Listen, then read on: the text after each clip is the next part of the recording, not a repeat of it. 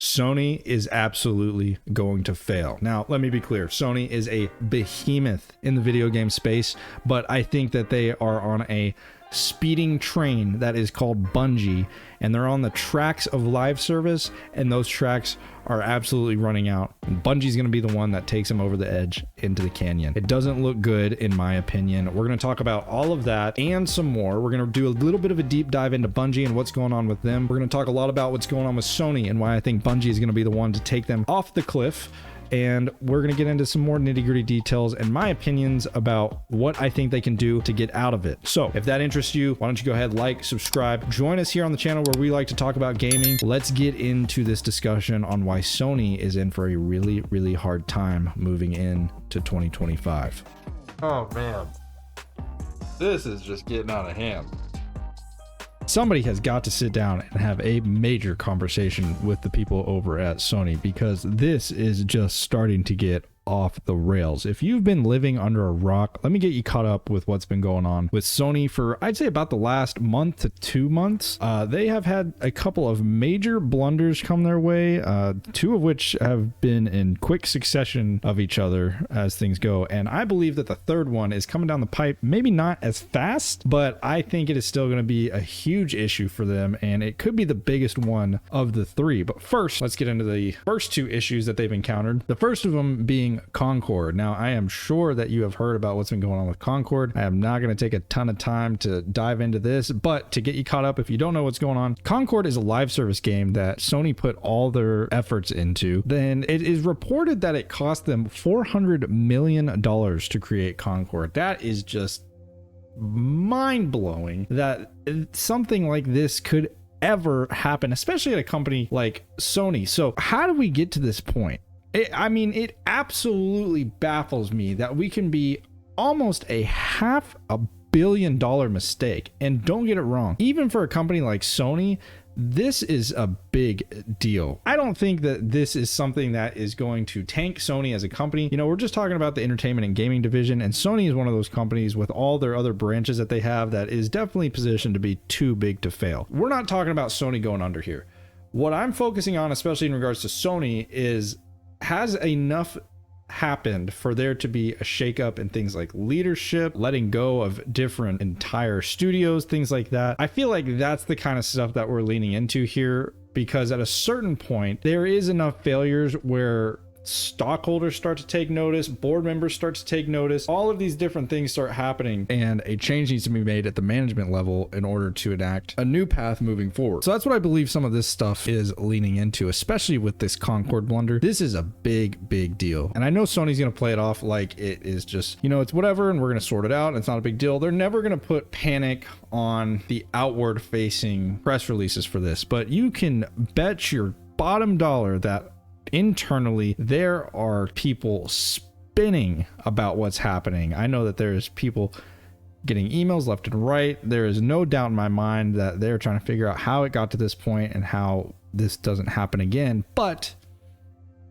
then again, you start to see something like blunder number 2 happen, and it makes you wonder, is that really happening internally, or are they just totally oblivious as to where they're positioned right now? All right, so blunder number 2, we're talking about the PS5 Pro release. Now, if you aren't aware of the PS5 Pro release, the PS5 Pro just got announced at a $700 price tag, which absolutely blew most gamers out of the water. I mean, there is just discussion left and right about how ridiculous this is, how unnecessary the price point is for the limited upgrade that it provides. So Sony definitely dipped their feet in some more hot water here by, in my opinion, absolutely overpricing this next tier of console upgrade. I understand the need to iterate and to continue to improve on what you have so as to stay relevant within this particular market, but when you have such a limited upgrade in terms of capability to the point where it's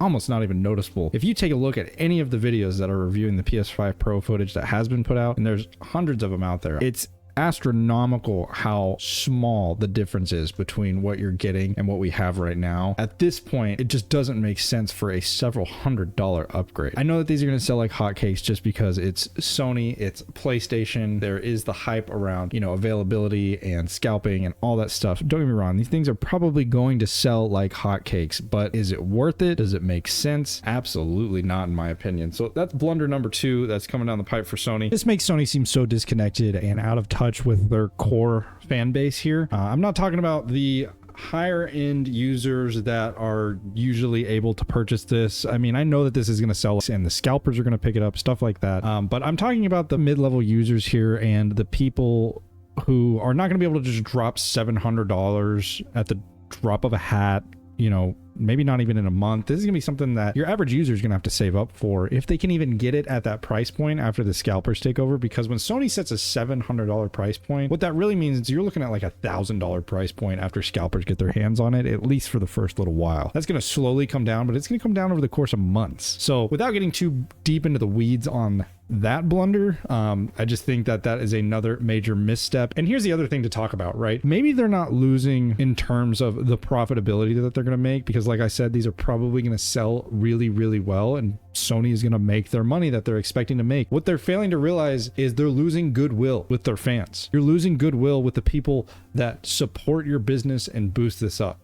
That's what they're losing here. You're slowly losing these people, and it creates inflated numbers, because even though all of these PlayStations will be selling because of the scalping market, that is not an indication of how popular your fan base actually is. It does not. It gives you empty users, because these people that are scalping these things are just trying to make money. They're not trying to be on your service. They're not trying to be on your system, and they're not trying to spend more money on different games. So I think you're going to see this massive influx of revenue for Sony, and they're going to feel really, really good about themselves, and then they're going to be stuck again, just like they were with the PS5, twiddling their thumbs and wondering where the heck all their players are and why nobody's purchasing games anymore on the PlayStation system. Dude, it's because your people do not have a connection with you. They are just in it to flip your product and make a buck. They're not in it to get on your service and play the games forever. You have a core fan base that wants to do that, but in order to rope them in, you need to bring the price down, bring the quality up, and even though that can cost a lot of money in terms of a business, what that's going to do is it's going to broaden the base of people that you are attracting to your product, which is going to boost the sales. So you're going to sell more, even though you're spending a little bit more to create a product and your margins are coming down. You're overall going to sell more because there's way more people that are going to want to come and pick this up because it's something they can actually afford, and this thing is going to fly off shelves. And on top of that, it's people that are actually going to stay on your platform and spend more money. It's not just scalpers taking this thing off the shelf and trying to flip it for a buck and never doing anything with it again. So that is the PS5 Pro blunder that I think has been rough. But now I want to get into the meat of this video. I've got a few things pulled up here. I want to go through them with you guys, but here's what I think is coming down the pipe and is so important, and I feel like it is a bit of a sleeper right now. Some people are talking a little bit about it, but I think that this is going to hit really hard in 2025, and I want to talk about it right now, and that is Bungie and everything that's going on over there. So Bungie has definitely been in the news quite a bit, especially in regards to the layoffs that happened, but I want to dig a little bit deeper into this issue. I want to talk about what's going on with Marathon specifically, and why I think that this is a train that is headed off a cliff right now. I think this is going to cause problems for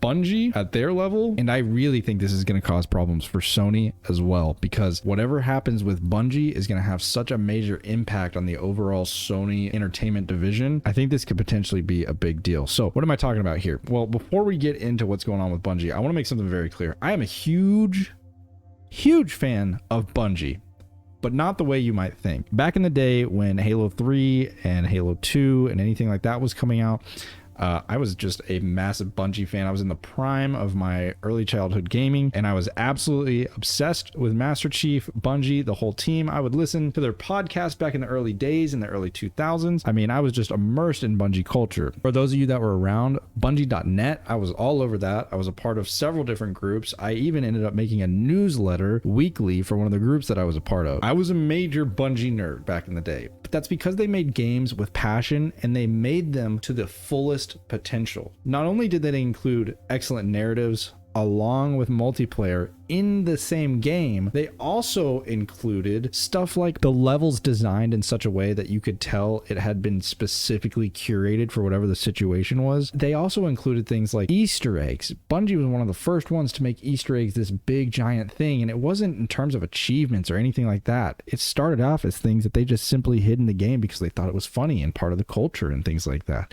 That's the kind of Bungie that was going on when they were making things like Halo 3 and Halo Reach. Even back in Halo 2, they were doing stuff like this. Not to the same extent, but Halo 3 and Halo Reach really ramped this kind of stuff up. Things like skulls and the way that they changed the gameplay, eventually leading into how you could alter your different playthroughs and what that looked like. In terms of removing your reticle, making things more difficult, removing the HUD altogether, just all those crazy things that they just knew would be really interesting and a lot of fun for people. Stuff like that was going on at Bungie. You also had stuff like the podcast, like Bungie.net. They were involved with the community. They were plugged in, constantly getting feedback. In regards to the multiplayer front, they were constantly receiving new community feedback, always listening to new game modes that people wanted or wanted removed or tweaked.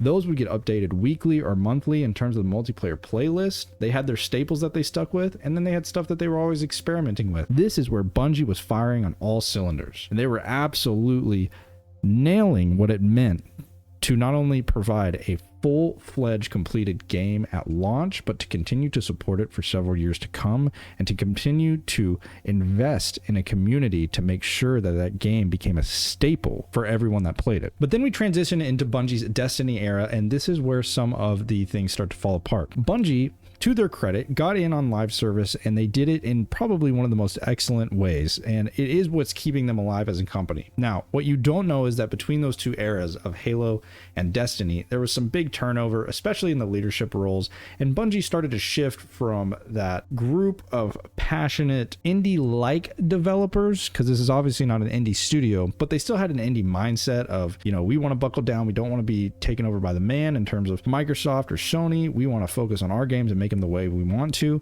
As they transitioned into Destiny, that started to flip.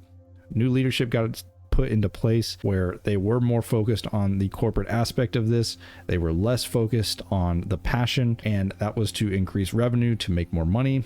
And to their credit, they had great success with Destiny, the first one. They absolutely nailed the timing in terms of live service games. They got in on it early, but this is a really big part of this discussion. That was the time to get in on live service. And I want to be very clear. Live service is dead. Stop it.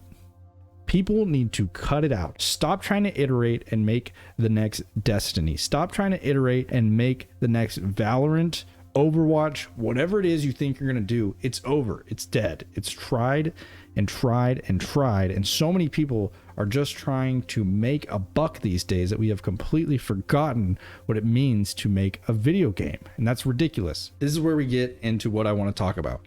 Marathon.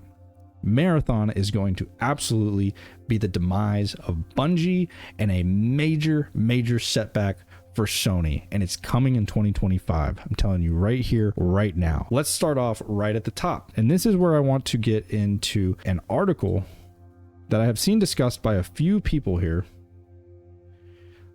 This article from Forbes, I've gone through, it's by Paul Tassi, and I've gone through and I've highlighted a few things here. So let's talk about my color coding first so that way you can understand. I wanted to curate this as much as possible to try and streamline. I know that this can be long, and especially when you just have somebody reading an article to you, that's not what I want to do. I want to get into some of these points. And what I've done with the color coding here is green is good, or something that is, you know, worth considering. I'm a little happy to see, or something that's headed in the right direction, but generally green means good. I figured that made a lot of sense. Yellow is just important. It's something that needs to be highlighted and I want to talk about with you guys.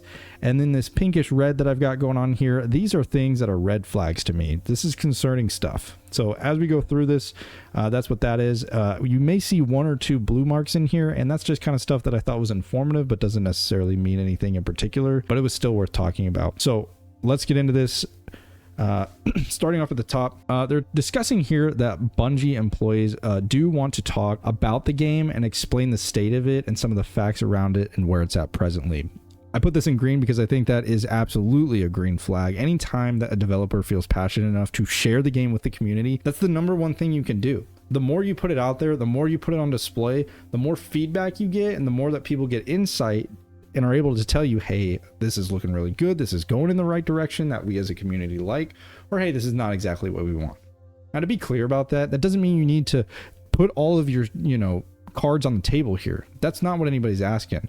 You maintain the secrets, you maintain the excellent gameplay advancements that you've discovered and think are going to tip this in your favor in terms of competitors. Keep all of that under wraps. That's totally fine. But the more that you're able to expose to the community, the better, because not only is it going to make your game better in terms of feedback, but it's going to make the community feel better because they feel like they're involved in this process, and it gives them something to get excited about. This is where we started to get into some of the stuff that is concerning to me and why I think we're headed into blunder territory at number 3 here. The recently reported $40 price point for Marathon is real.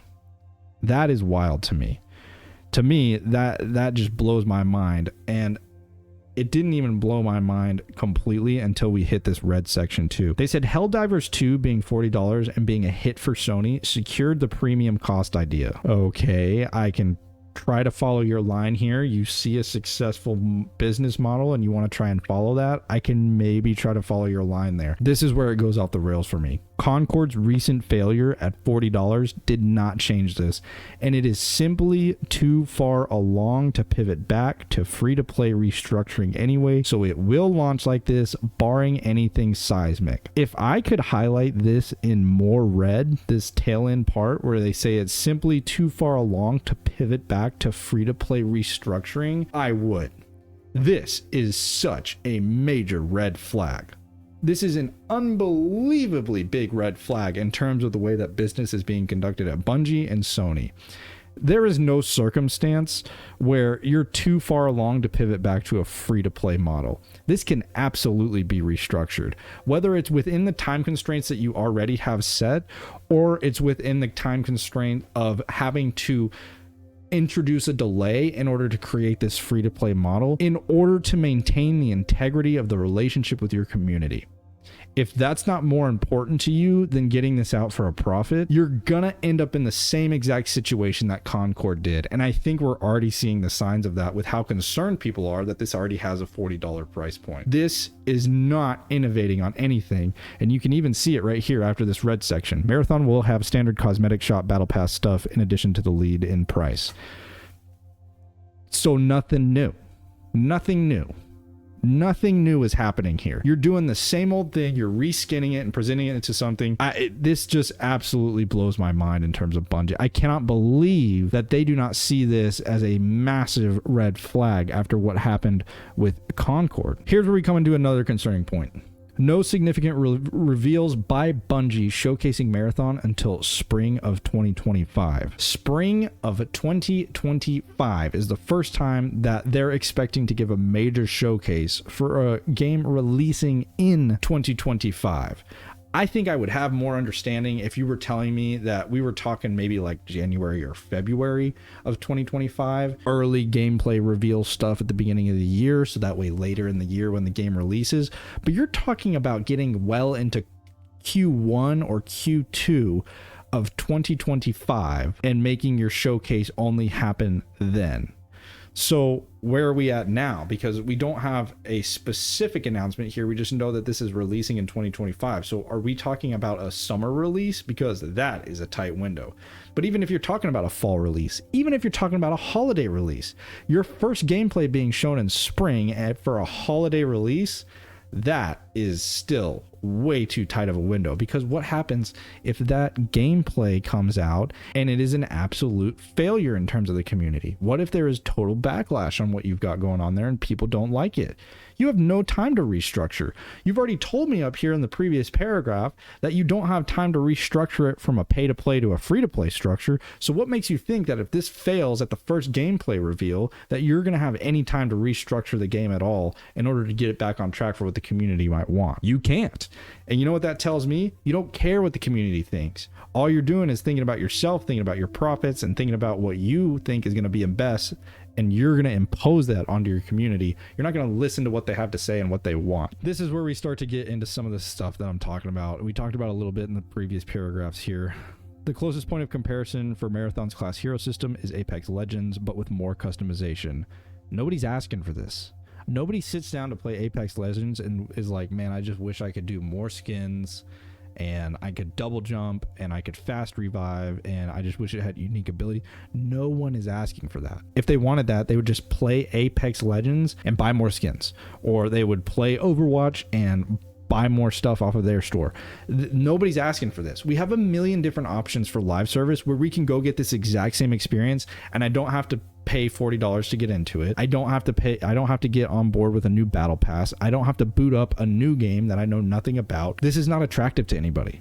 Nobody is sitting there asking for Apex Legends, but with more customization. No one's asking for that. They start to talk about the switch from Christopher Barrett over to Joe Ziegler. That was definitely a big change up. I don't think it's the worst thing in the world. I'm sure that Ziegler has some really great experience, especially with the success, but I think what Ziegler is failing to do here is iterate. He had success in one thing. He's just bringing his successful model and trying to apply it to a new IP or a different IP. And I don't think that's a recipe for success here. I think just taking what you did before and reskinning it is not exactly what anybody is looking for in this community. Nobody wants a reskin. They want new iterative things. So unless you're showing new iterative things in terms of gameplay or how you're structuring this entire game, I don't think anybody's going to be as interested as you think that they are. And here's where we start to get some evidence of how they're losing their way, if there wasn't enough already.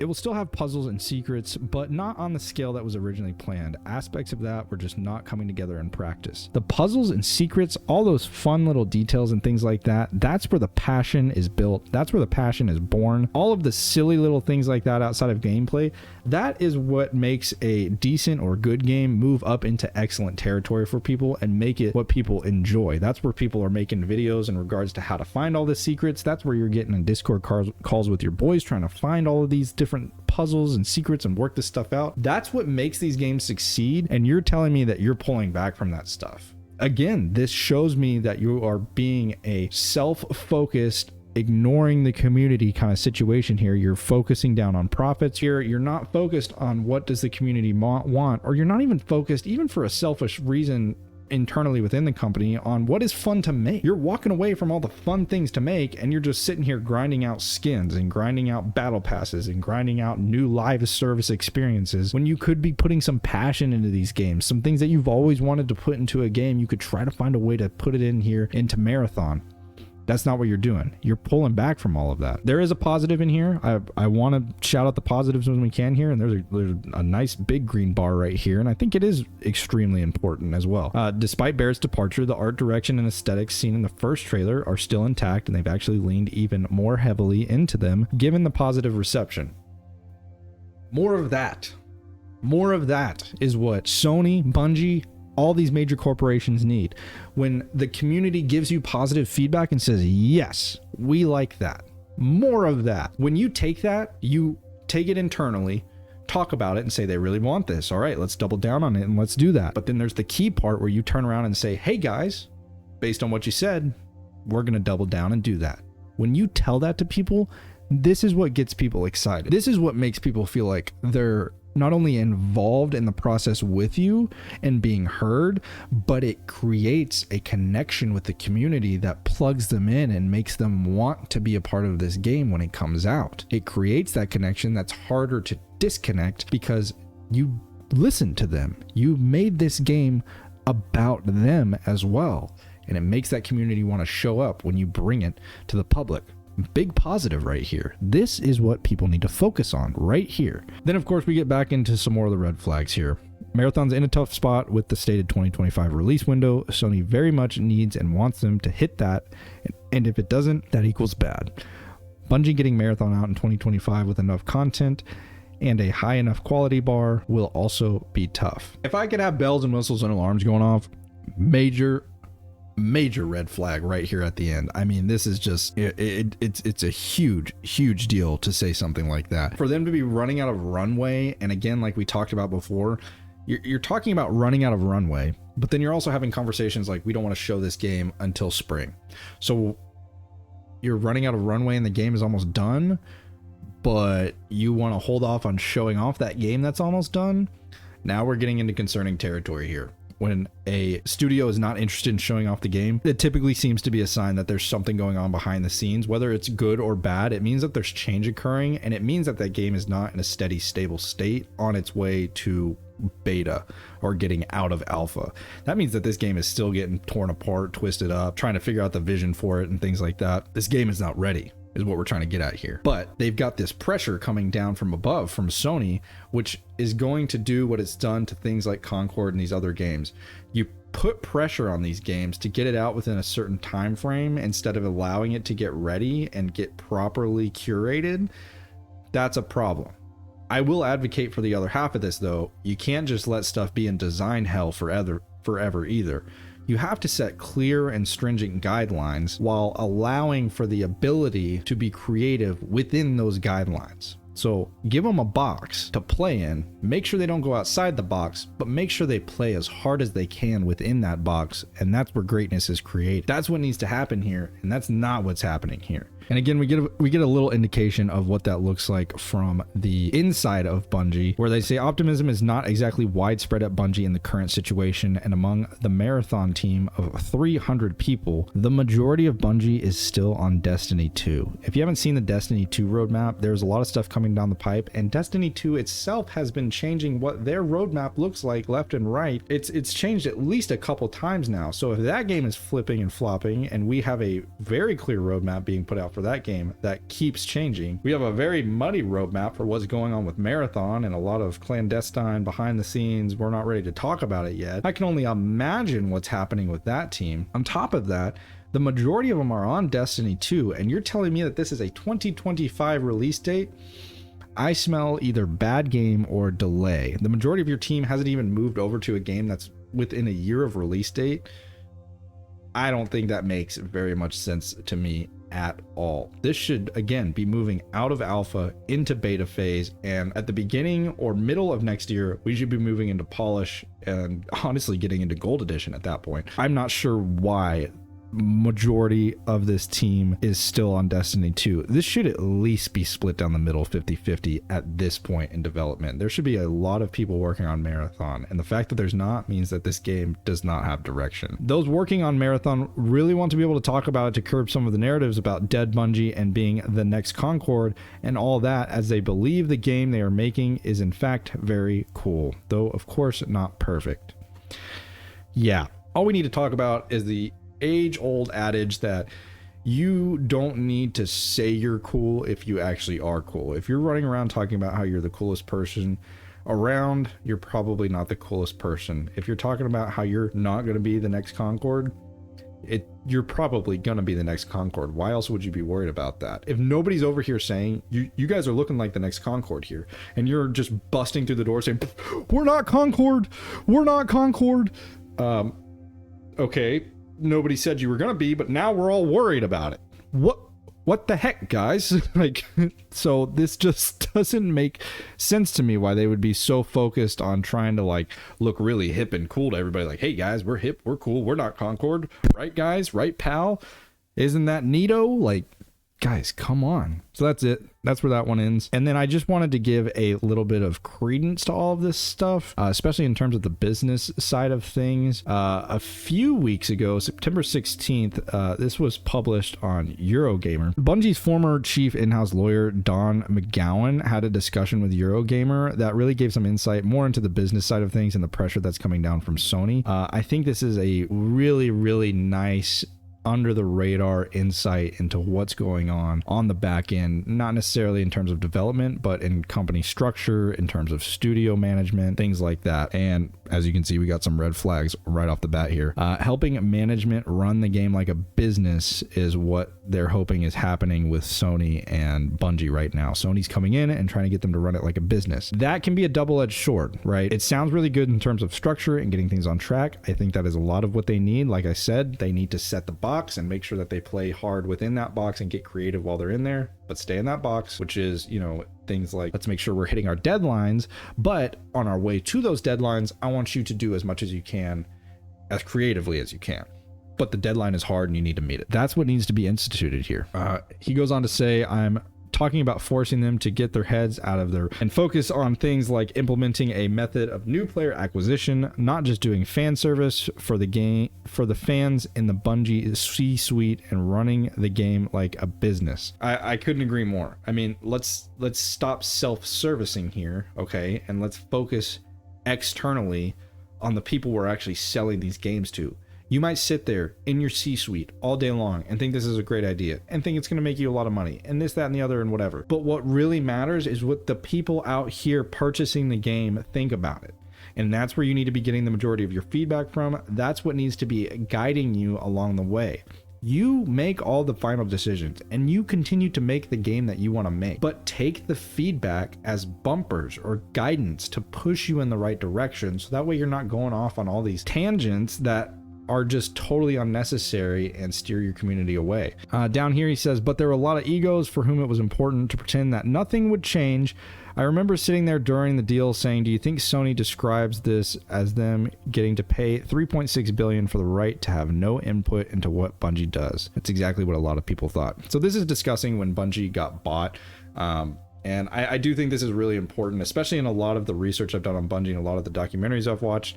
There's also people like Marty O'Donnell that have been able to give excellent insight into some of the background of what's happened. And he does provide the tangent that that's just his perspective, but I think it's a really important perspective of what's going on behind the scenes. It does seem like Bungie has and had this culture of they just want to buckle down, focus on what they want to focus on, and build the games that they want to build. I think that was fine in the terms of things like Halo and Halo Reach and those kind of games that they were putting out. As you start to move into the Destiny era and people start to leave the team, a lot of the original executives and founders and stuff like that that had been with Bungie for a while started to trickle out of the company, and we started to see reintroduction of more executively trained MBA style people into the Bungie ecosystem and management. As that starts to shift, that shifts the culture of a studio, and it doesn't necessarily have to be for worse, but you do just need to recognize that that is a different type of company that's now being run. Bungie is not the same Bungie, and this is what I was talking about at the beginning, where I was talking about I was a big fan of Bungie back in the day.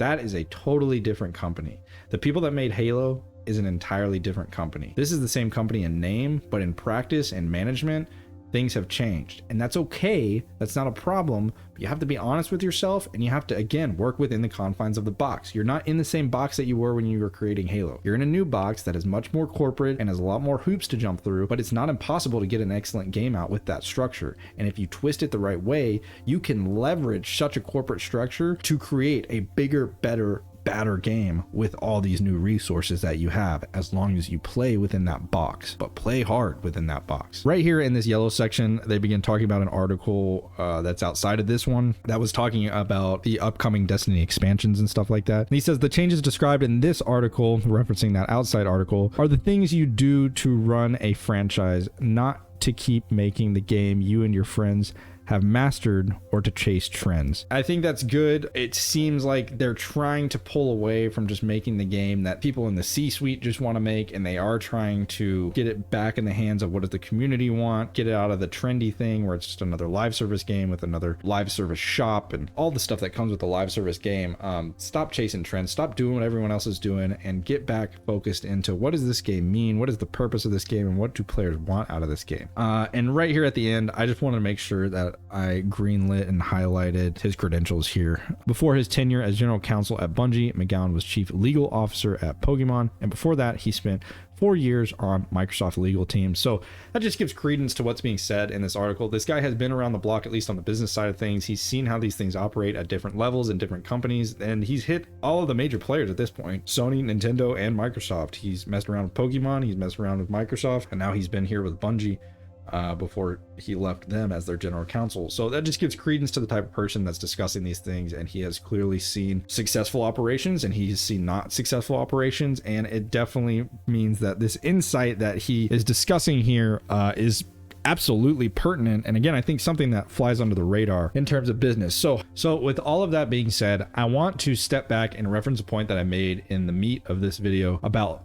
live service is dead, and I think we just need to stop. I think we need to stop with live service. I think it has gotten too trendy. I think it is like one of those songs on TikTok that the first time you hear it, it hits really well with the video and it makes a lot of sense. And then it's really funny for people to redo that in different ways. But after about 3 weeks, you start hearing the same song over and over again and you get so incredibly sick of it. I think it's the same thing that's going on with live service here. Every company is trying to make a buck by putting out a live service game that they are crossing their fingers and hoping will just land with their communities and make them tons of money. And I think that just needs to stop. I think that was some lightning in a bottle that happened for a few years there, and we got some really excellent games out of it that continue to be excellent to this day. I don't think live service needs to never come back. I just think we need to stop pushing it so hard. Every game that comes out does not need to be a live service game. What does that mean needs to happen instead? I think we need to get back to narrative focused games. Now, before you start typing those keys down there, hold on for a second. I am not saying that every single game needs to be a narrative game and multiplayer is dead and this, that, and the other. What I am saying is it would be really, really nice to get back to some of these games like Halo or Call of Duty. The way that they were released back in the day, it was the whole package. It wasn't just a cut off piece of the game, because what happened is these games used to come out like Halo and Call of Duty with a campaign and a multiplayer and sometimes a third mode like zombies or something like that. That was a whole package, complete game delivered to you on day one when the game was complete. And I think stuff like that helps games to be better, because in building the campaign process or building a narrative story process alongside a multiplayer process, I believe that gameplay mechanics and different experiments get to be worked out in the campaign aspect, and different gameplay loops get to be perfected and understood. The balancing of weapons and things like that tends to come into play as you continue to build that campaign and gameplay levels and game design and all that stuff. And it supports the multiplayer so that when it launches, like any multiplayer, it's not going to be perfect, but you've already set yourself up in such a position that you've been testing this and going over it in an AI gameplay environment for the campaign, that the tweaks that you need to be made are for the community and heard by the community, but they are not as deep or detrimental as something that just has only been multiplayer focused the whole time and has barely been tested outside of anything. It also gives some credence to what's going on in the multiplayer. The stuff that was happening in the Halo multiplayer was a little bit based off of what the game was, at least the characters, the locations, the design and stuff like that. It put weight behind what was going on in the multiplayer. It made sense. It gave a connection point, felt really good for the community. Same thing with Call of Duty. All those locations, at least the first maps that were released, were usually campaign maps. It gave it connection. It gave it understanding for the community. I remember playing this in the campaign. Now we're out here having some multiplayer battles on it. This is really neat. This is a new look at an area that I explored earlier. Or for people that only play multiplayer, when they pick up the campaign, oh my gosh, I've played Piccadilly 20 million times. Check this out. This is where Piccadilly comes from. It's from this mission in the game. Stuff like that gets to happen, and then as the game grows, you get to support it, add more maps and things like that. I just think we've gotten away from delivering games as a whole package, and they cut off the multiplayer piece and decided, hey, we just want to make this part of the game, forget the single player part, don't need that. I get the concept because that's what was profitable and that's what people kept playing over and over again, but I think by cutting off that piece, it is really detrimental to the development cycle, to the release cycle, to the excellence of the game on day one. I think that needs to be brought back into the fold, and we need to start making whole games again. All of that to get to that point. I think we need to bring back whole games. I think we need to start making them full-fledged all the way out, single player and multiplayer, introduce all that, and then continue to build and support the games on the back end. I think that's going to give us better perspective on what we want out of games. I think that's going to give more weight behind the games that we're playing, whether it's multiplayer or single player. And I think that's going to give live service some breathing room to develop some excellent new live service games that are something that we actually want to play, instead of just pumping out different forms of the same thing as quickly as we can, hoping to make a buck. I'd love to hear what you guys have to say about that. I know that this may be a bit of a hot take in some areas here. I hope I provided some insight in regards to some of the different articles that we had. I'll be sure to have all these linked below as well. I've noticed a few videos don't end up linking these articles. I'd love to hear what you guys think in terms of where games are at, where Sony and Bungie are at, and what they look like in the future. I firmly believe that getting back to this concept of building the whole game, buckling down, focusing and putting more passion into projects in this regard, when you build a whole game out like that, is what could help and save Sony, maybe Bungie, maybe not. But I feel like that's what is going to bring them back from the dead that is inevitable after this Marathon debacle comes out. I could eat my words in a year's time. Maybe Marathon is amazing and they nailed it on the head and they've struck lightning again. I will be more than willing to put a video out and reference this one right here saying that I was wrong and Sony figured it out and Bungie got it together and they made an amazing game. I have no problem with that. But the red flags that I've highlighted are extremely concerning. I think they need to be addressed. And I think we need to continue to hold Sony's feet to the fire and say, hey, we don't like what's going on here because this is important. This is pivotal for gaming. And I hope that they find a way out of this live service hell that we have found ourselves in lately, because I don't think it's the answer for the future of gaming. But maybe you feel different. Maybe you think that live service games are amazing. Maybe you don't miss the days of games being packaged all together. Or maybe you love everything I just said. Whatever it is, I want to hear about it down below. We love talking gaming here. I love talking about it with you guys, and I'm excited to keep up with this as it progresses. We definitely have more to talk about. If you want to check out some other videos about some other gaming topics that we have, you can definitely find it on the page. I also have some discussions on services like GeForce Now if you want to check out those videos here as well. Plenty of stuff here for you to check out. Make sure that you like and subscribe if you don't mind. I really appreciate it. Makes me feel really good. At this point when I'm making this video, we are just about to hit 60 subscribers, and that is pretty wild to me that there's more than 5 people that want to see what I have to say and talk about games like this with me. So if you want to be a part of that group, join us down there, hit that subscribe button. We'd love to have you, and I cannot wait to see you guys in the next video. Thanks so much for watching. I will see you guys later. Bye bye.